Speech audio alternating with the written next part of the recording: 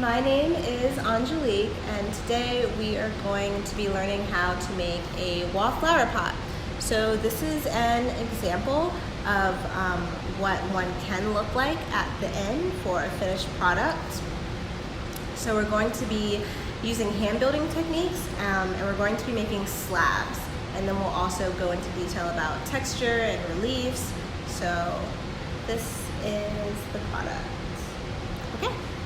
So the first thing that I would like for you to do is to grab a sheet of paper and a pencil, and I just want you to write down some ideas you have. You can first start with words like space and time and family and pets, food, and then you can go into actually starting to sketch some of these things out if you get those sparks of creativity. So I'm just going to take a minute and I am going to do that with you. Okay, so I hope that was helpful for most of you, and I hope you guys wrote down some really good ideas and sketched out some really great things. I will show you some things that I wrote on here and that I sketched out. So flower, house, power, justice, acceptance, calm, and I drew a lot of sketches, and I kind of came up with this idea that I wanted to do the shape of Africa for the first slab. So that's going to be my background piece. So once you have that, I just want you to put your drawing to the side and then prepare your work area. So wherever you are working, whether that's from home or at your own studio, at a friend's house, in the backyard, you basically just want to have a flat surface that you could work on. This could be a table. This could be something as simple as just a flat board or a bunch of books put together to work on. You can use what you have, really. And so I'm on this table. If you are working on a table, you do want to put down something to protect your table. So I went down the street to my local Lowe's and I brought this canvas cloth, and then I cut it to fit the area that I want it to be. It's like $1, $2 maybe. So if that's an option for you, then I would definitely suggest doing that. If that's not an option, you can use something like a bed sheet. You could even use a really thin towel if you have one, but basically something that's going to collect some of that moisture and that's not going to damage the table is what you would want to put down. And then you want to secure that and make sure that it is flat and that it can't move once you start working. So this is my workspace right now, so I'm going to jump right into it. So the first thing is I am going to be using about a pound and a half of clay. You actually will not need to use all of this clay, but it is better to have more than have less. So once you have your clay, what we're going to do is kind of push the clay against itself and kind of push it into a ball.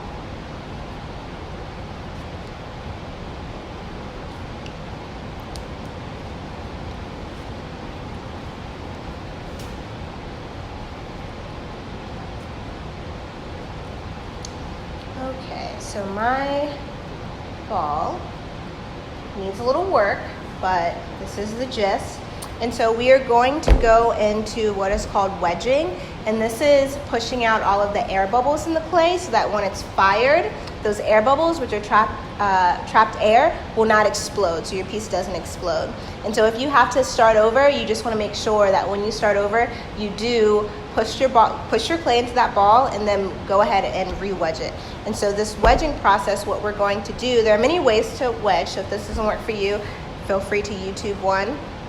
But basically, you want to use the palm of your hands, the bottom palm of your hands, and you're going to push down and out. So I don't know if you could see that movement, but I'll just do it a few more times. Down and out, down, out, down, out. And so as I'm doing that, the rest of my fingers are coming up and they're gripping the back of the clay, folding it up, and then I'm pushing down and out again, and down and out again, down, out again. So you can see this circle happening right here, and you can see the layers that I'm pushing. So while you're wedging, you should be able to see yourself kind of pushing through some of these layers in your clay. And so I'm just gonna rotate it. So I was wedging this way, I'm gonna turn the clay, fold it in on itself, and I'm gonna just wedge a little bit the other way.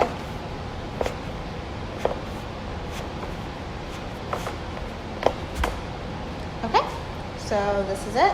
And now I am just going to shape this into a ball, like a softball.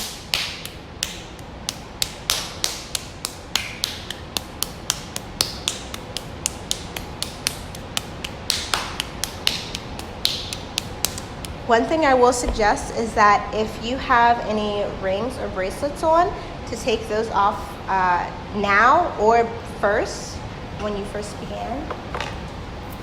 Just because as you're working, I'm starting to see that I'm getting ring marks in some of my pieces.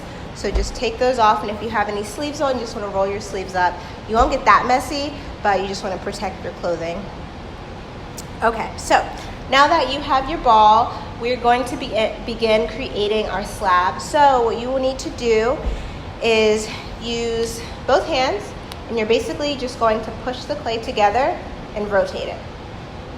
And so you want to do this until the clay becomes a little bit just under the size of your palm, if not bigger than the size of your palm.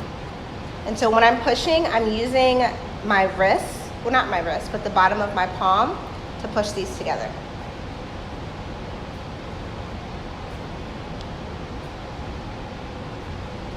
And so you can kind of see as I'm pushing, I'm doing it in a circle. So I will actually label this. So this is first, and then I slowly start to push it.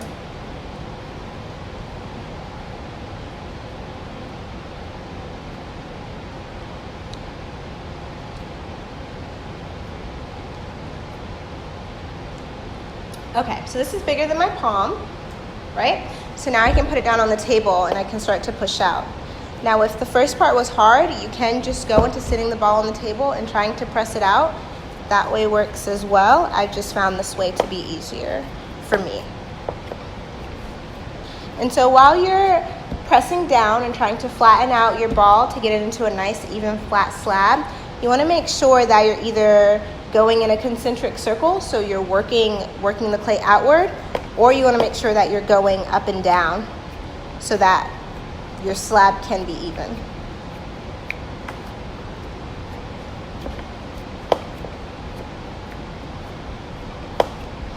And then I just want you to flip it over, and so we're going to work from the other side.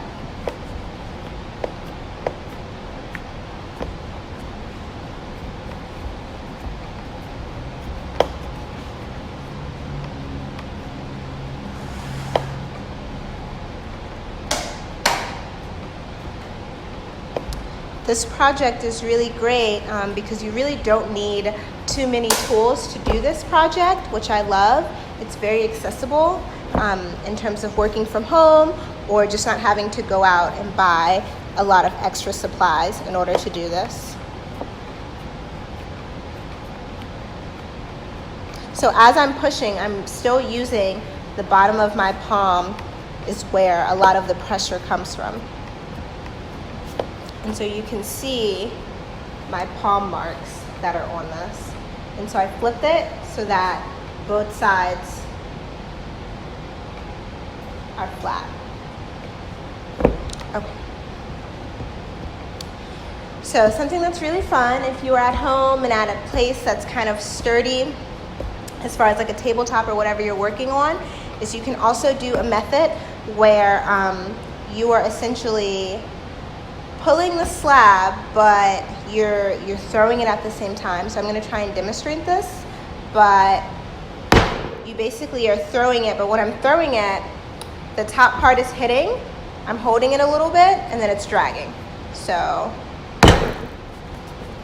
and then I'm just going to rotate it again. And you want to be mindful of how thin you're getting. You really don't want your slab to be under about ½ inch. So I think that this slab is getting pretty thin here. So in order to check, I have a few tools near me. I do have a needle tool, so if you have a needle tool, you can go ahead and use that. And you just want to cut a part off and look at it. And so that's about, it's a little bit thinner than I would like, but that's about as thin as I want to go. So right now we are at about 1/4 of an inch. But if you do not have a needle tool, you can also use a plastic knife or a regular butter knife if you have one, and you can just kind of cut an edge and see that there. And so the reason why you don't want to go too thin is one, for transport. If you're going to be transporting this, the thinner it is, the more fragile it is, and the easier or the more susceptible it will be to breaking and cracking. But also, we're going to be adding another slab on top of this, so you want to try and make sure that the weight is kind of evenly distributed and that it can hold adding something on top of it. So this is the slab that I have created. So I am going to start again with my needle tool or whatever sharp object that you have at home. You can use this to just kind of trace your outline. As you're tracing, you want to make sure that you do not press too hard because you don't want to press through the clay. So I'm just going to demonstrate. If I were to draw a square, let's say I wanted my background to be a square, if I press too hard, then it's going to rip apart, and I'm not able, if I mess up, to kind of go back and refix it. So instead, I just am going to lightly, very, very lightly, draw my outline.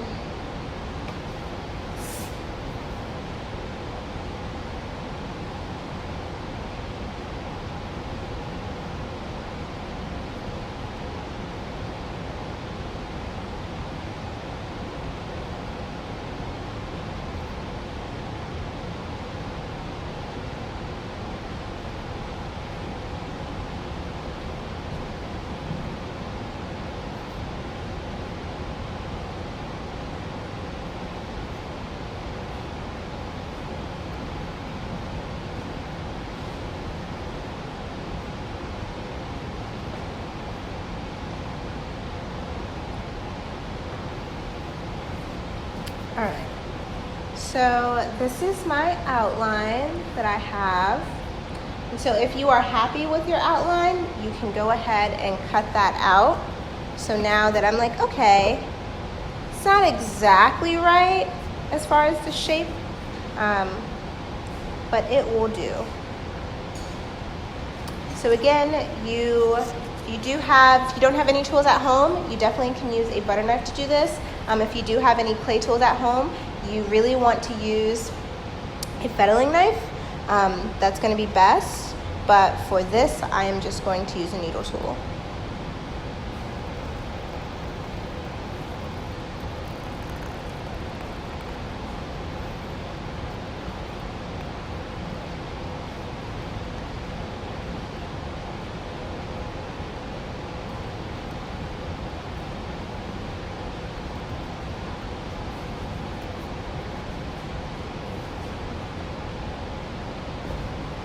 Okay, and then you can just put that to the side.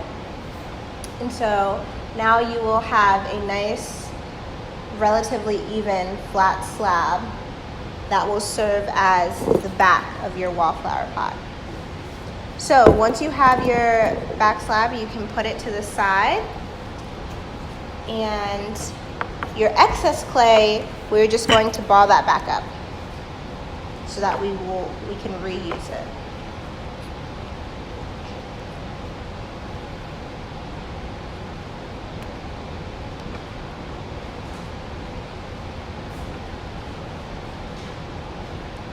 Okay, so now that your extra clay is back into a ball,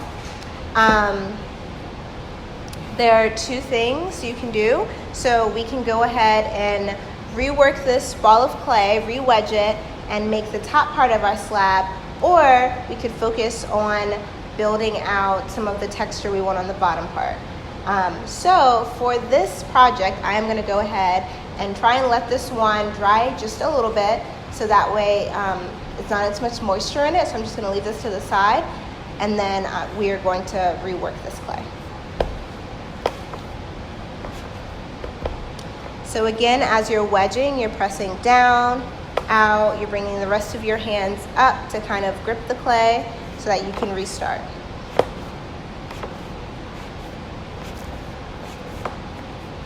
So again, you can see the circles and you can see my wedge marks. And I'm just was wedging this way, I'm gonna turn it, re-wedge this way. And so what wedging does, again, is take out some of the air bubbles in clay so that when you put it in the kiln, if you have any trapped pockets of air, they won't explode because wedging gets rid of them. Okay, and now I'm just gonna shape this into a softball again.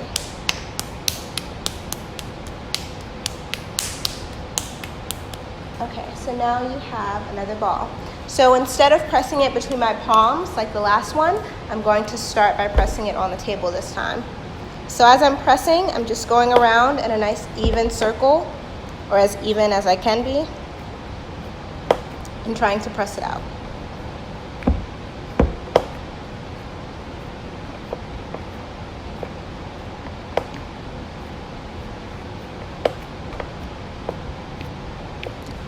About as big as my palm, so I'm just going to flip it and do some more the other way.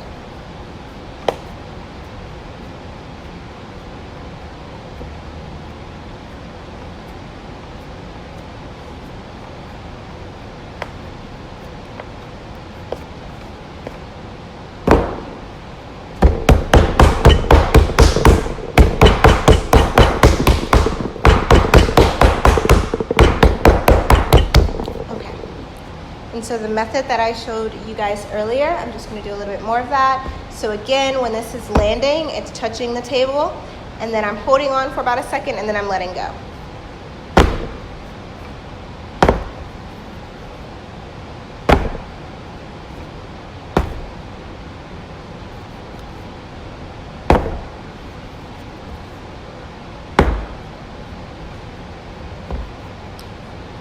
And this is the second slab.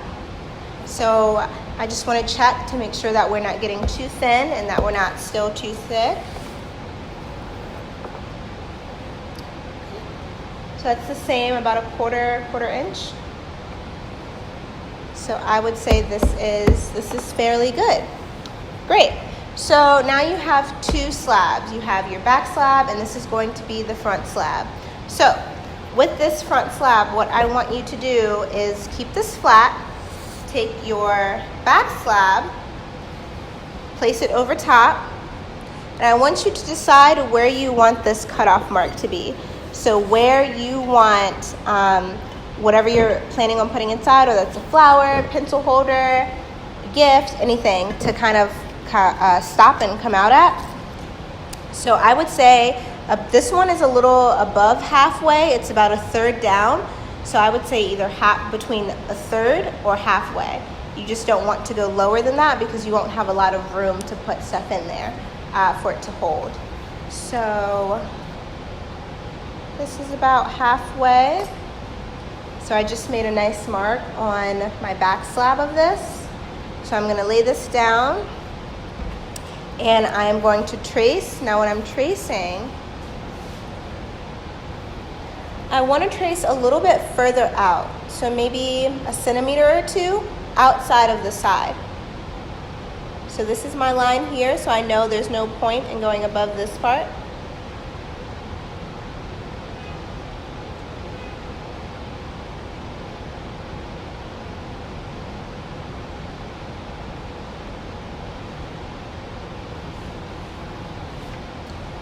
Okay. So once you have that, you can take off your back slab, and now you have an accurate outline of what your top slab will look like. So you can go ahead and cut that out.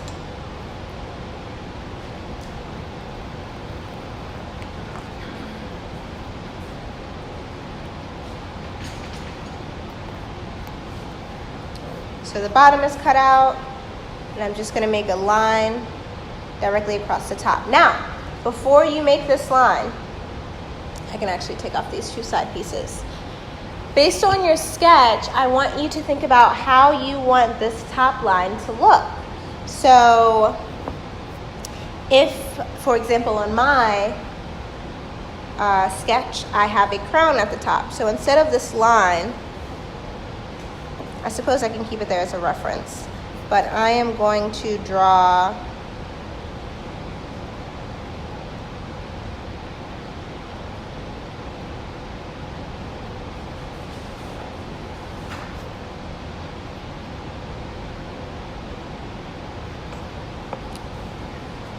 some triangles at the top of it. So it doesn't have to be a clean cut. You can do waves, you can do any kind of shape that you're capable of cutting on this top part, on this top line. And once you're happy with that, you can go ahead and cut that out.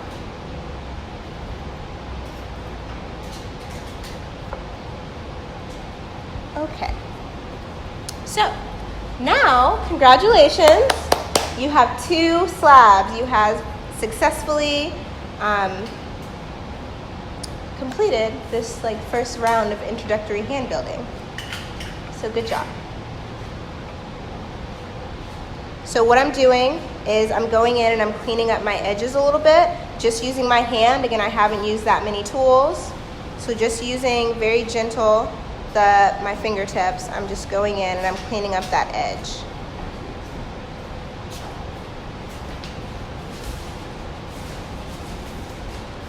Okay, so tentatively this is what it will look like. So once you have both of your slabs, you want to take your front slab, lay it over top.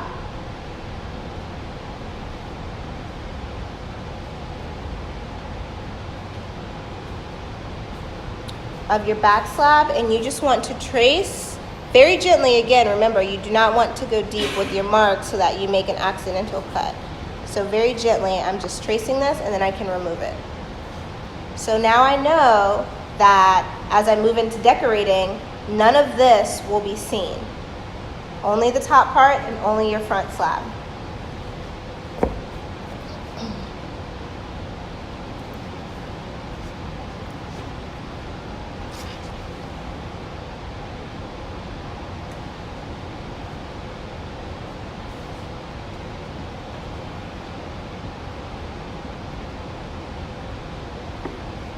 Okay, so now we can move into adding texture and designing our slabs that we have created right now.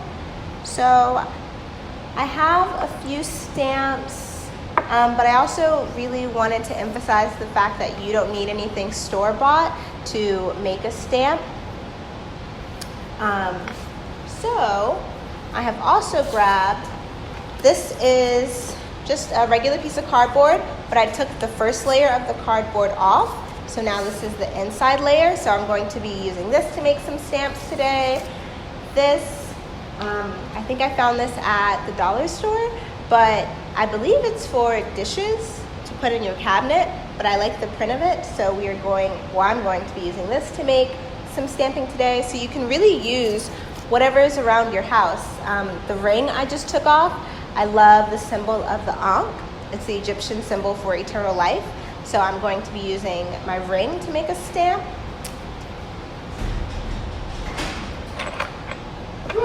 These are some seashells that I found at a beach a long time ago. So I'm also going to be using these to make some stamps today. So as you are kind of gathering some of the materials around your house that you want to use to make stamps, to make impressions, to make prints, I am going to be demonstrating how I will be using these. So the first thing I'm going to do, I'm starting with my back slab again. I'm going to smooth this out so that I have a nice even surface. So I'm smoothing this out with my fingers, but if you are like, I really want to use something else other than my hands, I also have a sponge near me. You can pretty much use any sponge as long as it's soft. And then I have a little bit of water. So you don't need a lot of water. The less water you introduce to your clay, the better. So I'm going to make sure that I get most of this water out. Yeah. Just a few drops left. And I am just going to go through and kind of clean some of this up. So a few of my reference lines are being wiped away, but that's okay because I can just redo them.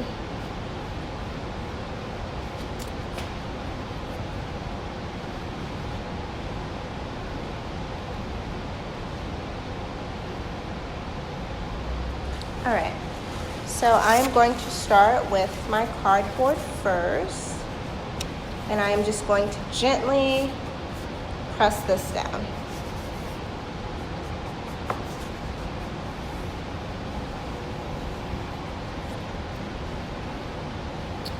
So maybe I should hold it this way. Voila. I was going to repress it over here, but I kind of like the distinction between texture and flat, so I'm just going to leave that part. And I'm just going to go back through and kind of clean up under my reference area. Okay. And I think for now, that's kind of what I want to leave this one as. The beautiful thing about texture is that once you're able to paint, and you can either use acrylic paint or you could use a glaze or an underglaze, but those creases and those crevices, the paint is going to catch there, so you're going to get a really, really, really great relief. All right, so now that you have both of your slabs laid flat, your back slab has kind of been designed, we are going to work on our front slab now. And so for this slab, you just want to keep in mind, I'm going to be showing a couple of different things, but that this is going to be going on top of something and it's going to be rounded out, so it won't be flat. So you just want to keep that in mind as you're working. So for my top slab, I am going to work with this stamp that I have.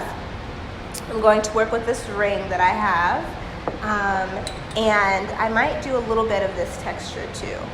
Yeah, so maybe I'll start here.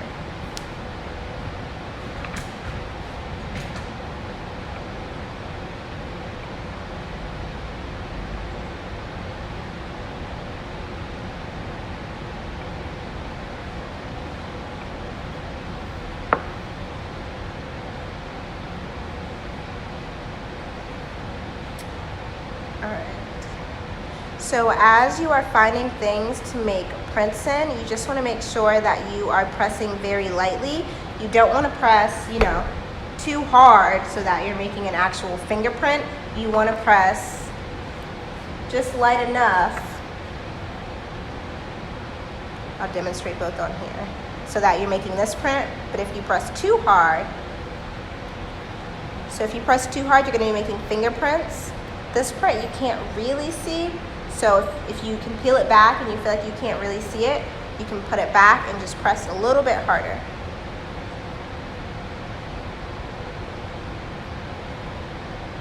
So now you can see that a little bit more.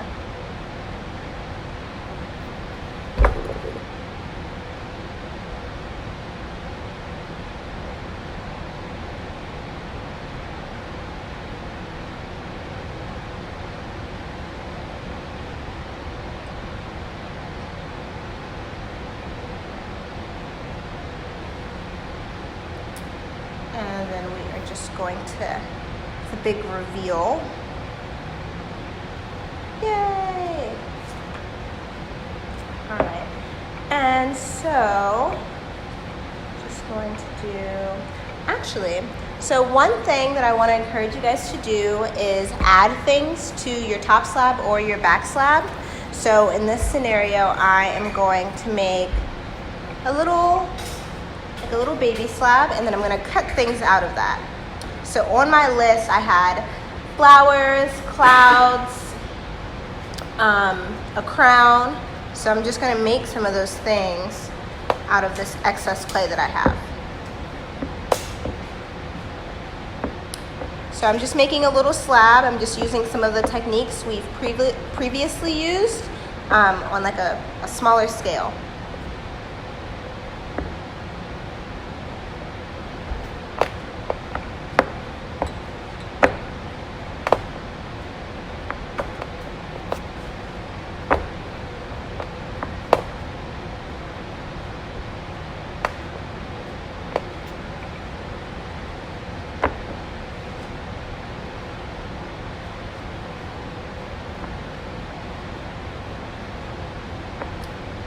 And so for this slab, I'm still thinking about how thin I want it, and I know I want it to be thinner than I made these two pieces. And you want it to be thinner, one, so that it's not adding a lot of extra weight onto your top slab, but also so that you'll still get somewhat of a relief, but it won't be such a big distinction. So I think this is pretty good. And I am going to just press out some shapes that I feel like could be jewels on this crown that I'm working on.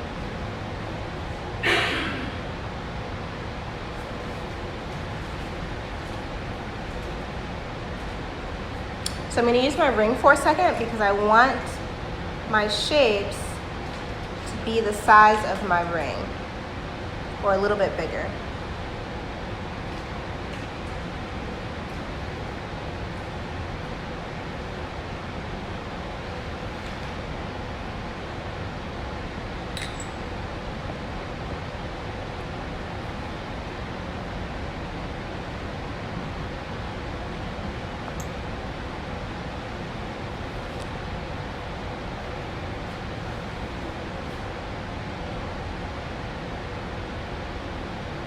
So here's my little shape, little teeny baby shape.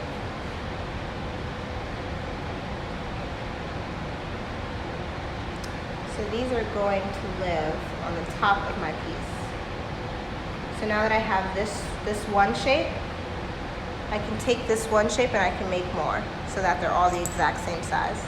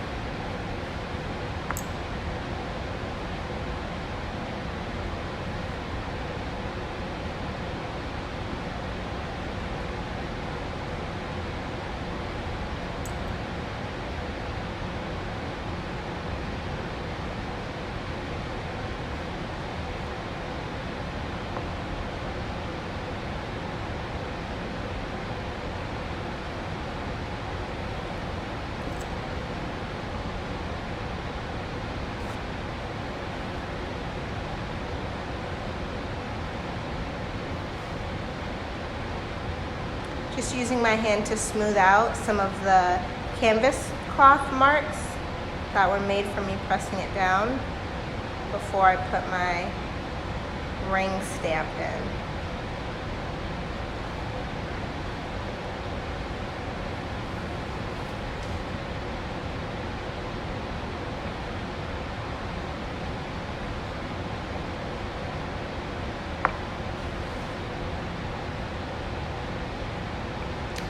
Okay, so these are 3 of the stamps I just made. And one other thing that I had on there was a flower. I love flowers, so I am also going to make a flower to go in the center there.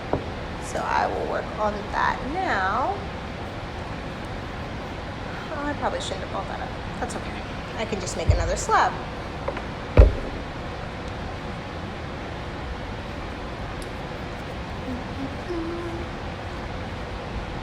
So as you guys are adding texture and you're adding reliefs, I don't want you to press anything down yet. After you have all of your additions, we are going to go over scratching and scoring, which is like making a clay Velcro so that your clay attaches together and it stays together throughout the kiln firing. So don't attach any pieces, just go ahead and make your pieces.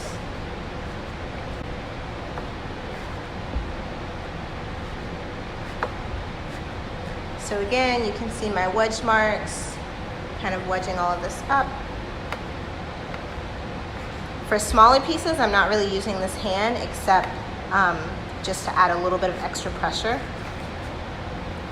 My wedge marks, so now I'm just gonna go ahead make this into a ball and then flatten my ball out.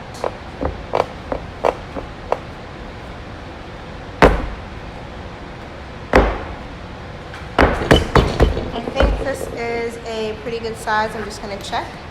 It's a little bit thicker than I would like, but that's okay. I can thin it out as I go. So for my flower, let's see what kind of flower I would like to make. I want to keep in mind the size that I have to work with. So I'm just going to kind of outline the size that I'm working with. You definitely do not have to do this, but as a precaution to make sure I don't go over the size I have, I just kind of cut out a square so I know my ratio.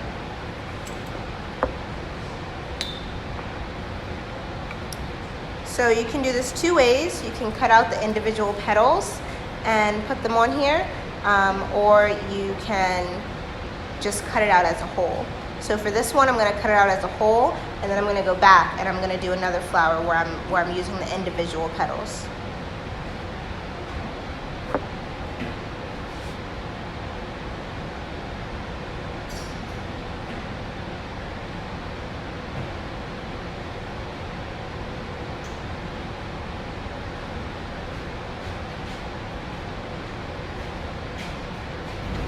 Again, as you're drawing, just make sure you're not pressing too much. You don't want to create an unnecessary cut before you have finished your drawing and gave yourself the okay.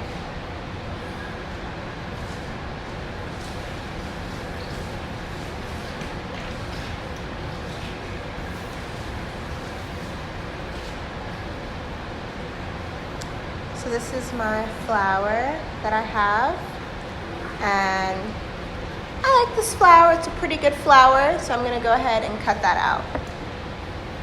Again, if you have clay materials at home, you do want to use a felting knife. If you don't have one, you can use butter knife or a needle tool.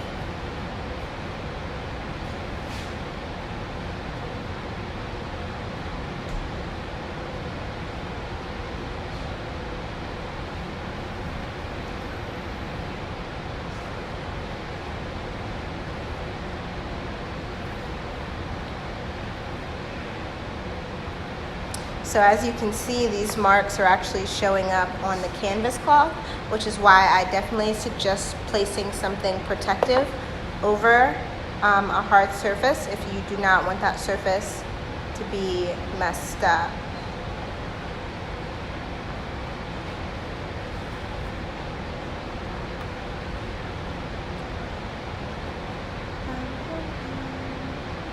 Alright, so here is my flower. So one thing that I want to do is I want to elevate the center of my flower. So right now I'm just using my hand to clean up the petals.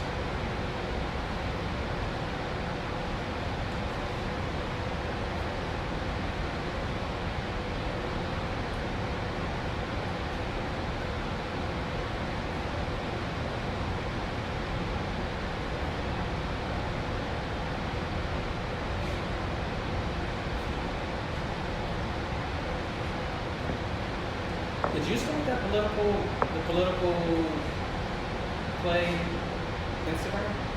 No. Okay. Nope, there's a political play Instagram? I guess, yeah. Oh. Somebody mentioned it to me. And when you brought up play that political, you called that. I did not, but please send that to me after this. I have to find it. I love all things empowering, if that makes sense. So, yeah. Here's my flower. So, one thing is creating a relief within a relief, if that makes sense. And so because I want this elevated, I'm gonna push down everything else around the center of my circle. So, I think this is an old popsicle stick that I'm using. Again, use what you have. Don't feel compelled to go out and buy anything unnecessary if you don't have it or you don't want to.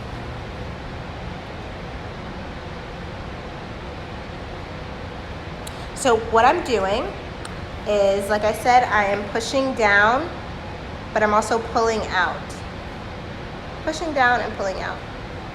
So that is what's giving me this relief right now.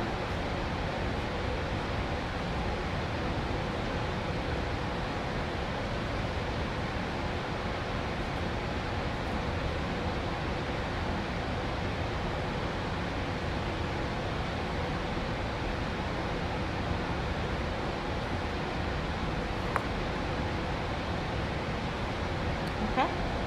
So my fingers are small, but not that small, so I'm just going to use my sponge, and it's still fairly wet from previous, so I don't really need to add water. And I'm just going to use that to wipe away some of the mark lines that I just created.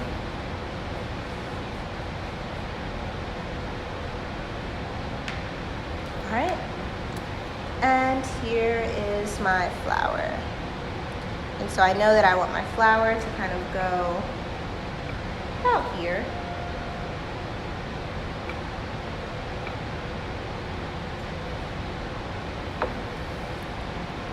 So this is what it looks like so far. Remember, I haven't really stuck any of these things down. I'm just kind of mapping them out. So I do want to show you guys one more way to kind of build a flower. This time I'm going to focus on a rose. And I'm just untangling some of the slabs that I made already. So this should be good. So to make a clay rose, you basically just need a couple of clay circles, and they don't have to be a precise shape. So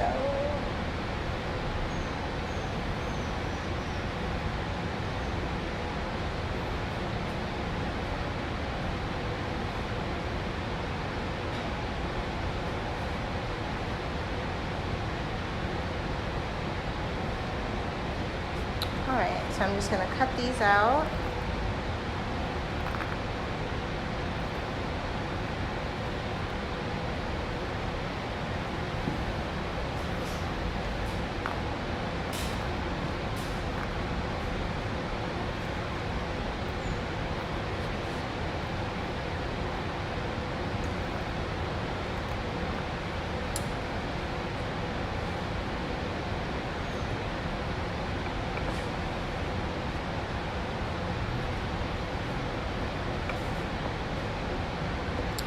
And I'm just going to clean up these edges a little bit, just with my finger.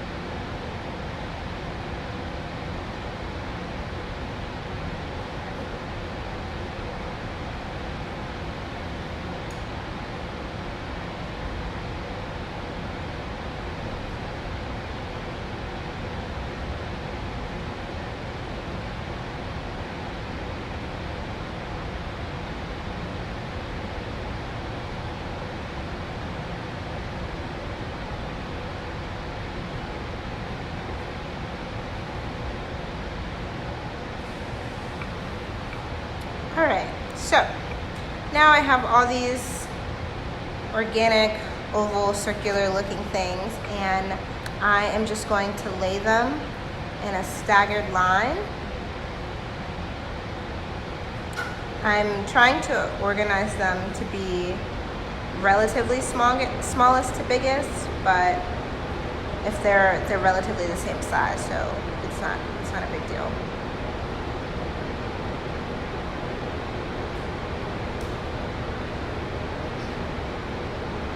All right, so I have two. And so what I'm going to do is use my needle tool, and I'm going to make light marks so that I know where they go. And then I'm gonna remove them. And so this is where we will begin scratching and scoring And so once you remove one, you just want to flip it over and score the back of it. So to score something in clay means to make hatch marks, but you want to make sure that and you want to score both sides to make sure that when you're scoring, you are actually moving the clay. So you're not cutting through it, but you're moving it so that the clay particles can stick together.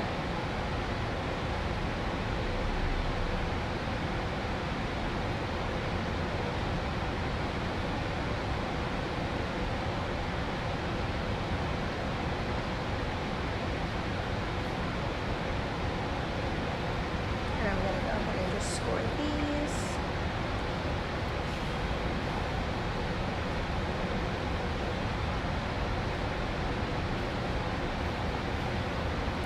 So for scoring, I'll show you guys. I am making marks down, and then I'm making marks across.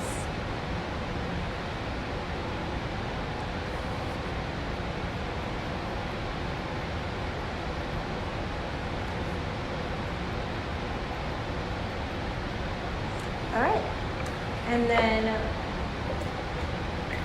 slip is a mixture of clay and water. So I'm just gathering a little bit of water, and I'm just going to add a couple of drops to each one.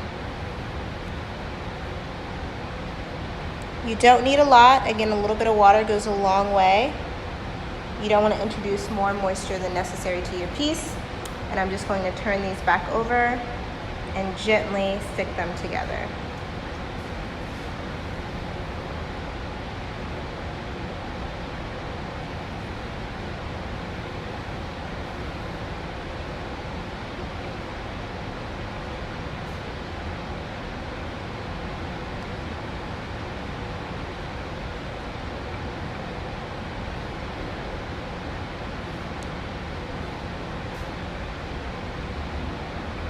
Alright, so now you have this link of clay petals.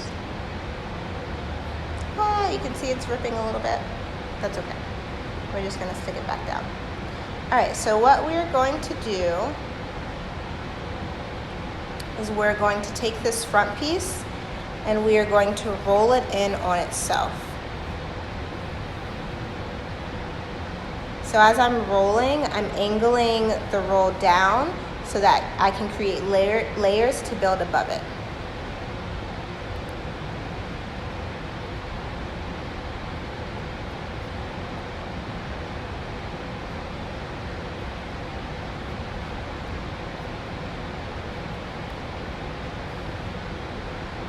So you can kind of see what we just did. And I am going to use my needle tool, or if you have a fettling knife at home, to cut this bottom part, and you can discard that. And then I'm just using my hands to kind of pinch the bottom and push out some of those petals.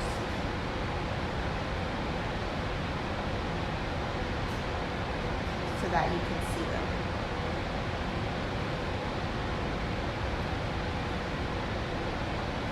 And then I'm just going to use my needle tool to cut that off. And I'm going to lay this one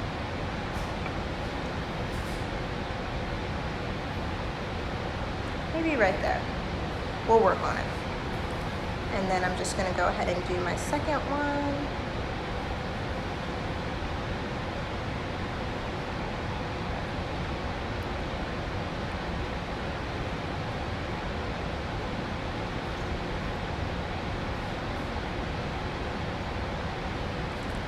I want to cut that bottom off.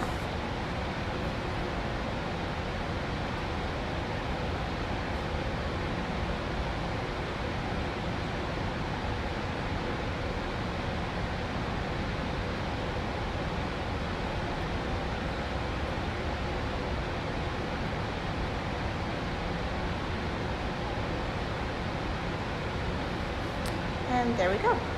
So now I've just created 2 flowers. So I'm going to bring this back to not necessarily the middle, but closer. So now I'm going to turn these over. Well, first I'm going to label the area that they're on so that I know where I'm scoring. I can remove these for a second.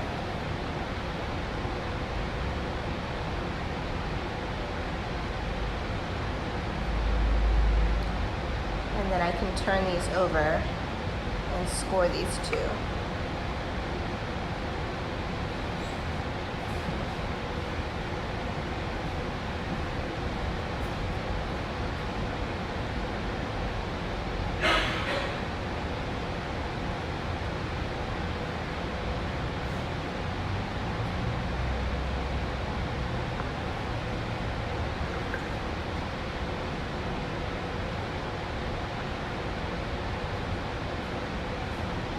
Again, just adding a drop of water. You do not need a lot of water. And then I'm just, when you're pressing your piece down to keep it to stick onto something, you want to start from the top and push out. So what you're doing is you're pushing the water out. You don't want to try it, you don't want to introduce any excess air.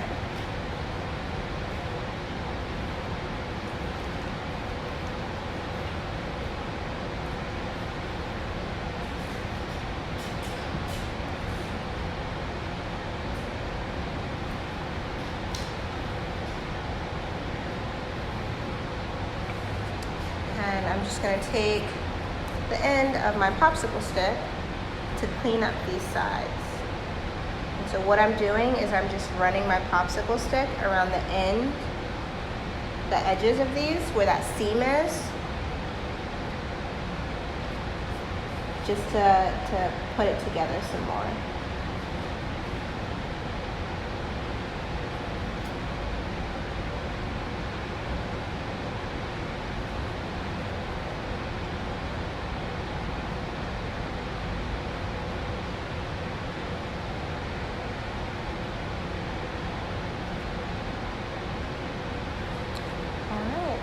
I'm just going to repress some of these.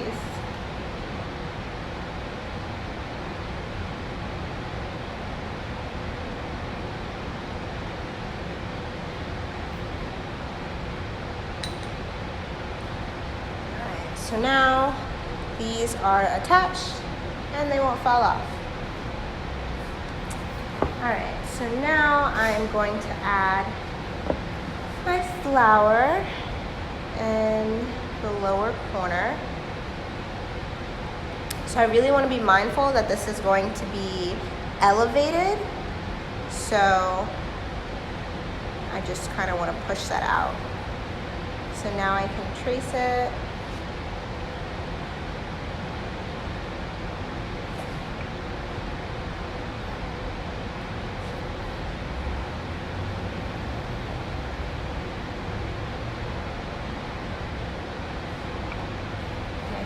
Or the back of it.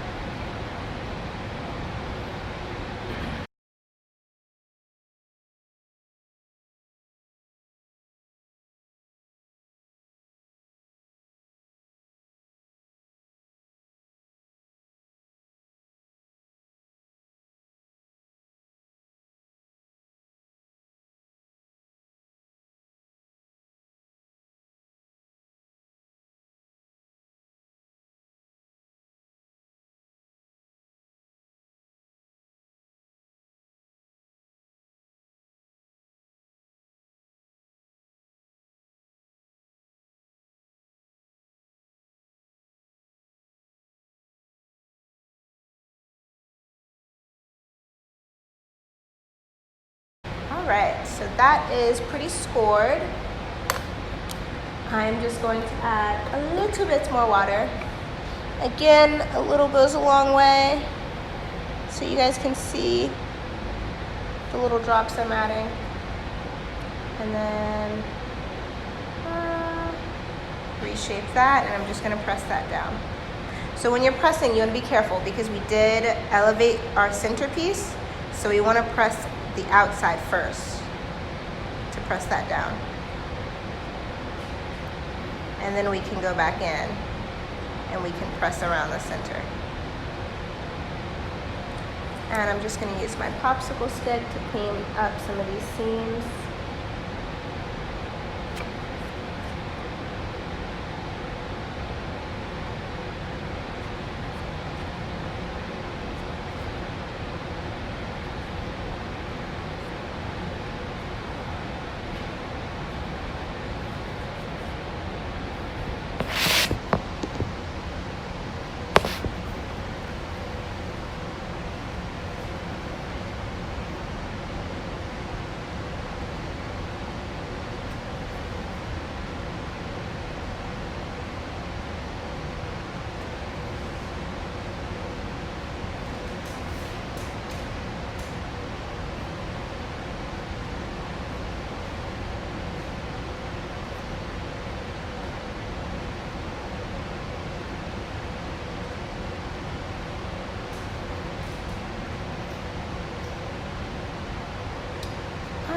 So this is my top slab.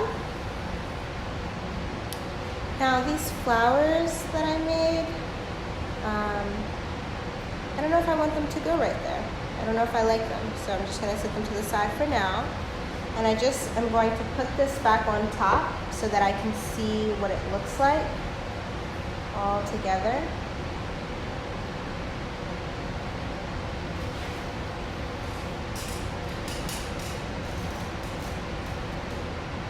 And I actually think I like my two flowers better on this edge right here. So I'm gonna go ahead and add those right there.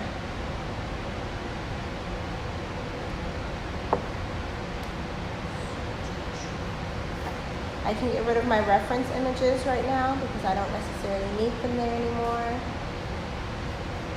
And I wanna make sure that as we're preparing to attach these, that there's no more work that needs to be done on this back slab, because once you attach them, you don't really want to touch them anymore. So I'm just going to mark where these are.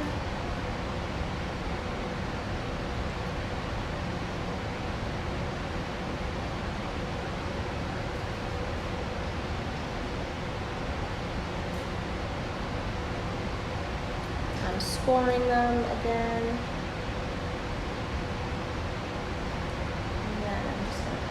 Water, and go ahead and attach them. So as I'm attaching these pieces, what I'm doing is wiggling them down so that way I'm not messing up my petals by pressing too hard.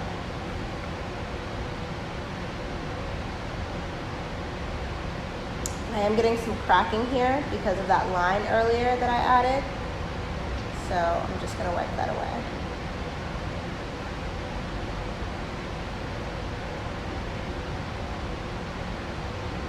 Using my finger to blend the clay together so that it reads as one piece.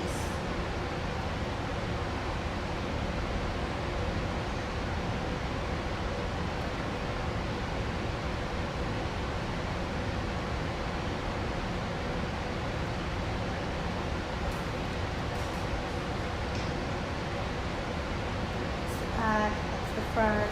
I'm going to use my popsicle stick to go back in and clean up some of those places where my finger can't reach.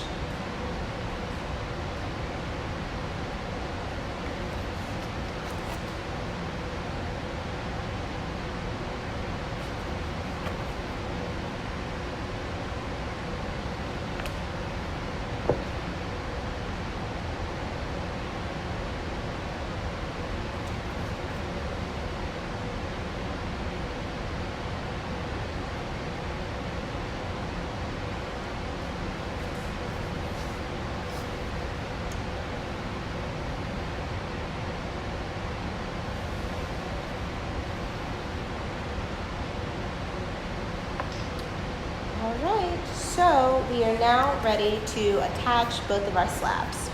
So what we're going to do first is score the edge of our back slab. Don't score the top part, just the edge. And you're going to score both the top and the side.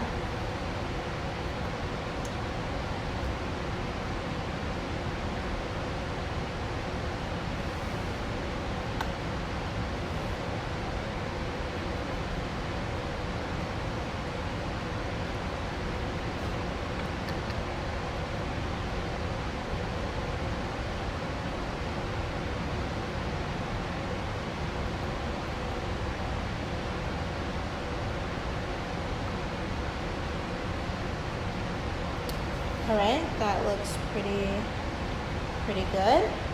Take your top slab, turn it over in your hand, score the sides. Only the places where this is gonna attach, so you don't need to score the top.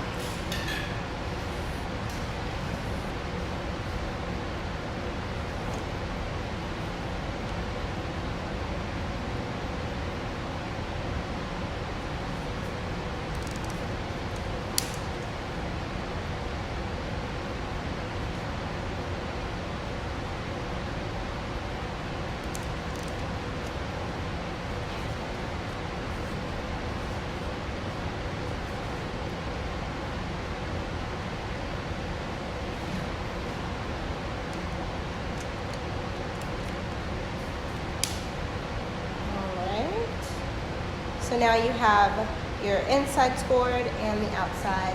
We're going to add a little bit more water. And again, a little goes a long way. Don't need a lot of water. And then before you add it, before you attach them both, I just want you to take your hand, and what we're going to do is cave this out so that we start to see some of that definition. Oops, see? Crack a little bit, that's okay, we can fix that. So all I'm doing is I'm taking my hands and I'm just cupping it and going across so that it's a little bit, it's raised. And then I can go ahead and attach this. And so as I'm attaching, I'm pressing down to put these two pieces together, while keeping one hand inside.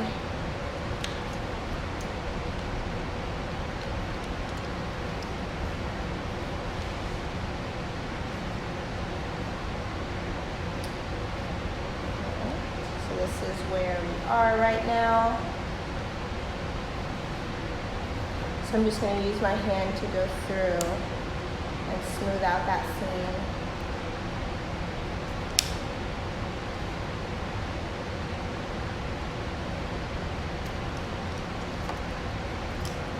We did have some cracking that happened here with our flower, so all I'm going to do is push it closer, press it down and push it closer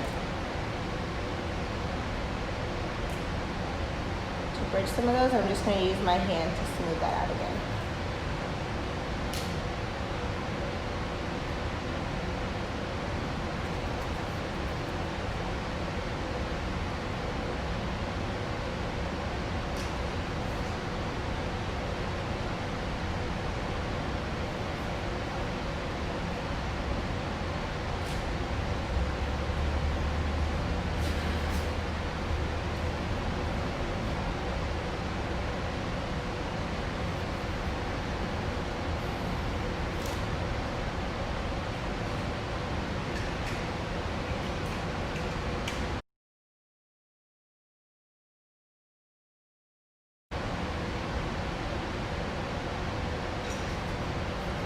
So I'm also going to use my popsicle stick to gently lift this up, and I'm just going to go inside and just kind of go over some of those seams.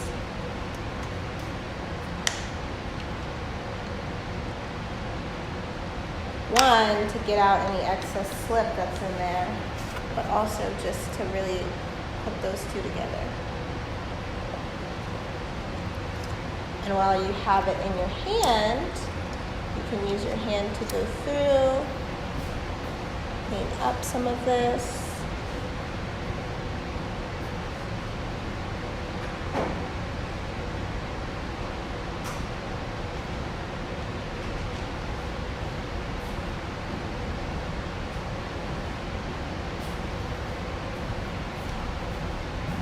You want to try and get the back of your piece to look seamless.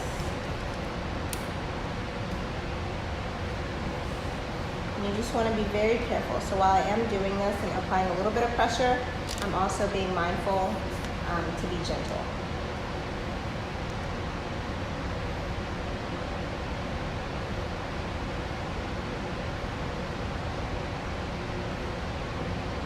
Go back over it. I can lay this back down now.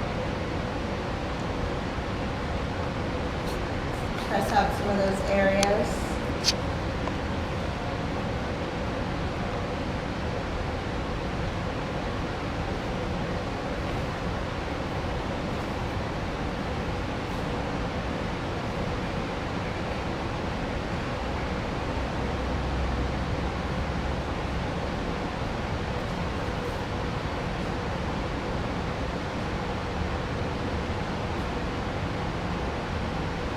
I'm just going to use my sponge to go over and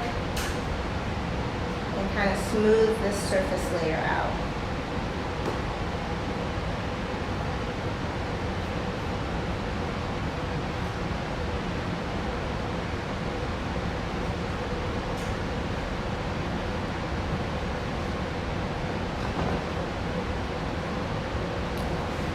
Okay, so as you can see, it is starting to just cave a little bit and go in. So while this is drying, oops.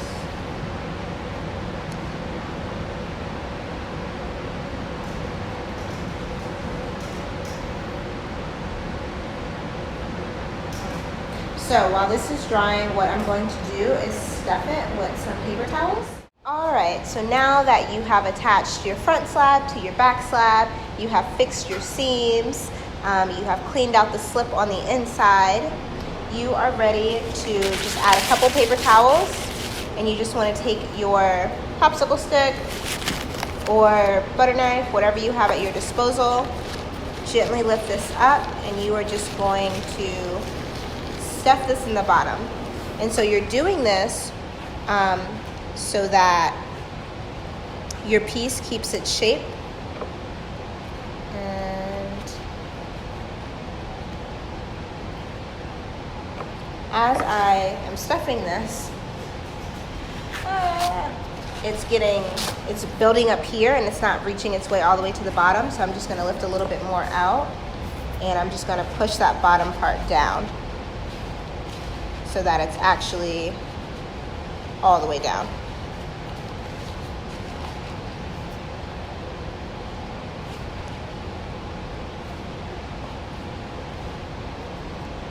And this is what is going to hold your form as this dries. Don't worry about taking out the paper towels. If you can, wonderful. If you can't, it's fine. One, it will burn up in the kiln and it will not hurt your piece. But also it does no harm. It actually helps the drying because the paper towel is going to absorb any of the moisture that's in your piece. So any of the water we added, the paper towel is going to absorb that over time.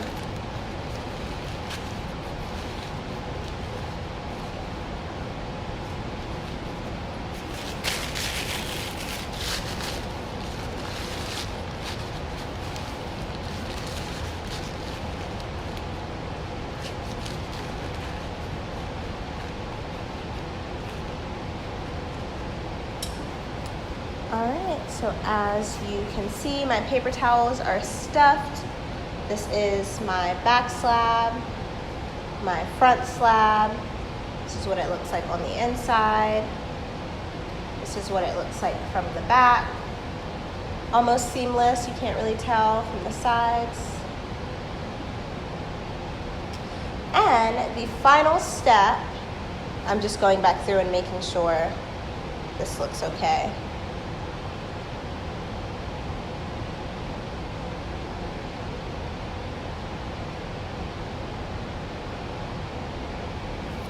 So the final step is to figure out where you are going to hang this.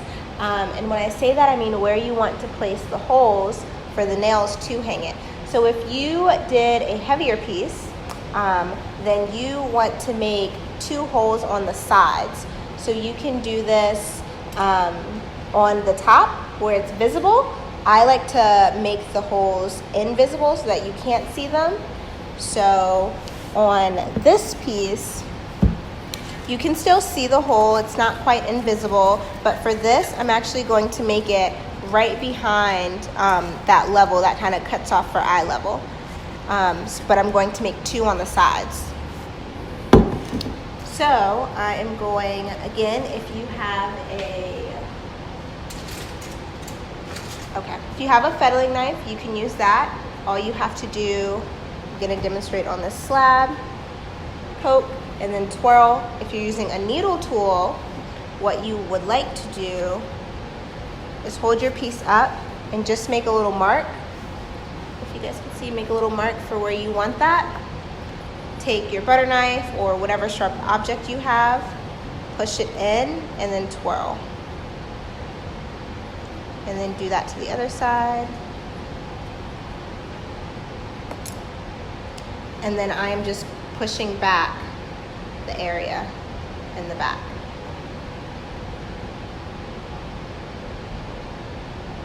So you can see if you have a smaller piece, you can just do one hole in the middle like I have on those.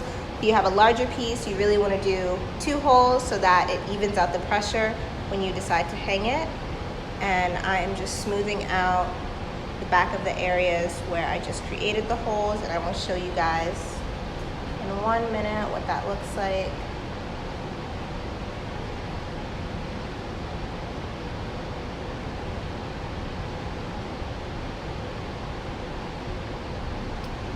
So now this is what the back looks like. This is what the front looks like, and I now have 2 holes that I can hang this on the wall.